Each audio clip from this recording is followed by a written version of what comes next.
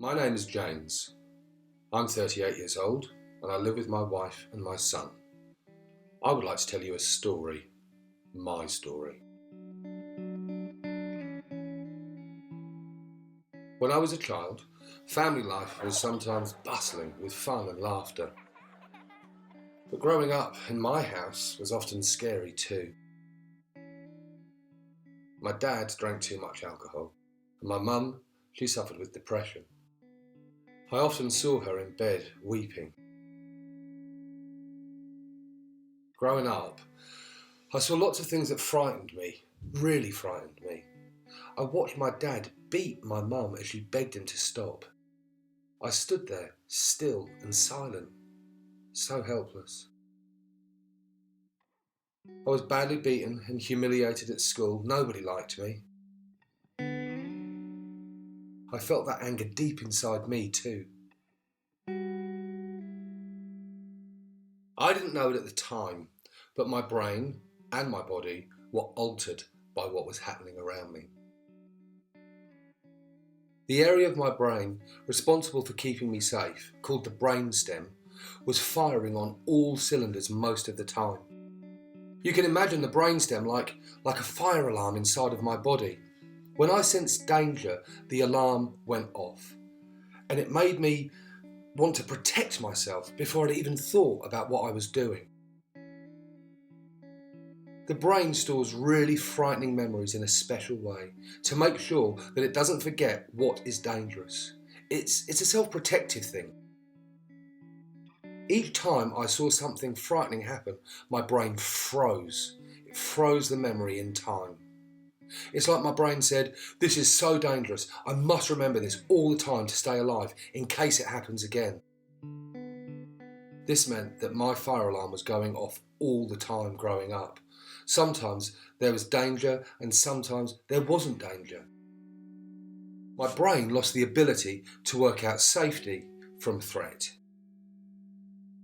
My memories were frozen in time, stuck on a loop, making me feel I'm going to be hurt over and over again. I felt scared all the time. I realise now that when I felt scared, my brainstem threw me into survival mode as a way of protecting me from harm.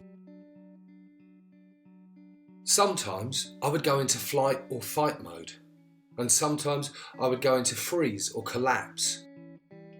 When I was in flight or fight mode, survival mode, I used to hit out, shout, put others down, run away. My teachers and family described me as naughty kid, and I believed them. I believed I was bad inside. Inside though, I was feeling terrified and very, very lonely. My aggression was only there to keep others away from my loneliness. I felt so ashamed of it.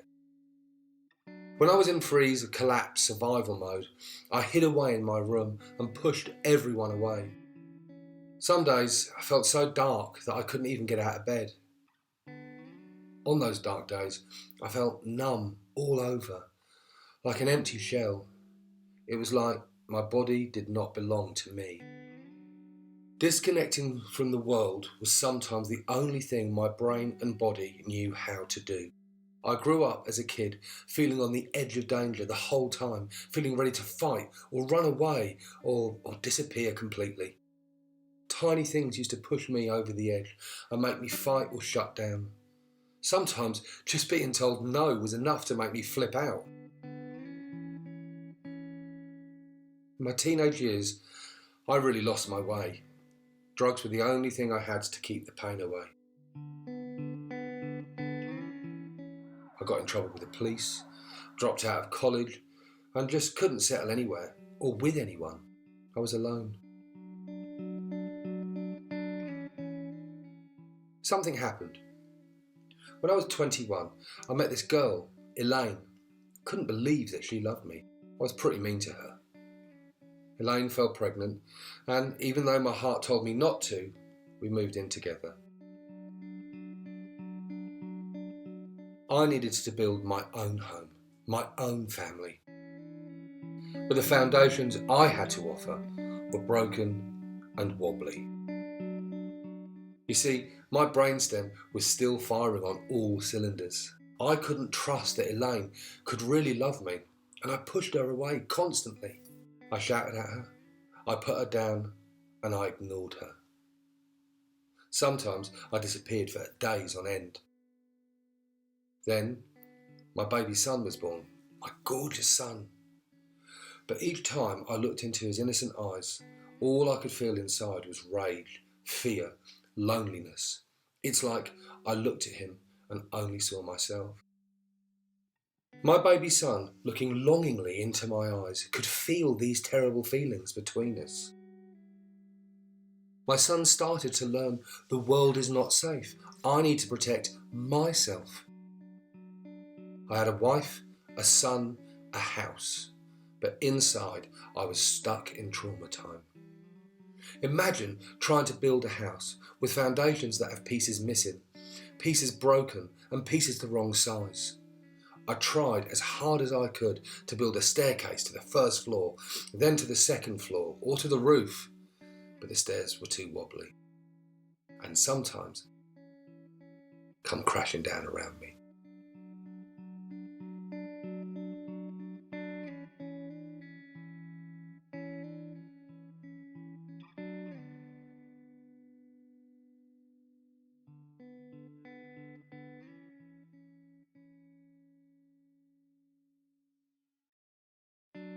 I still remember the day so clearly. It was a Wednesday morning and my son, Sam, was screaming, really screaming. I didn't know where it came from, but this red rage inside me took over. I shouted at Sam with all my strength and I threw him on the bed. He was stunned into silence. That was it. I knew it was time to change. Something was wrong, but I didn't know what. And I didn't know how and how I would fix it. I went to see my GP. She thought that I might have been traumatised. She referred me to a specialist trauma therapist. Every part of my body did not want to go, but I dragged myself there. My therapist, Sarah, taught me about the brain and relationships and how trauma gets frozen in time, then makes me behave in ways that hurt others and keep me feeling lonely. I even tried to push her away, but she was always consistently caring and kind towards me, and over time, I started to trust her.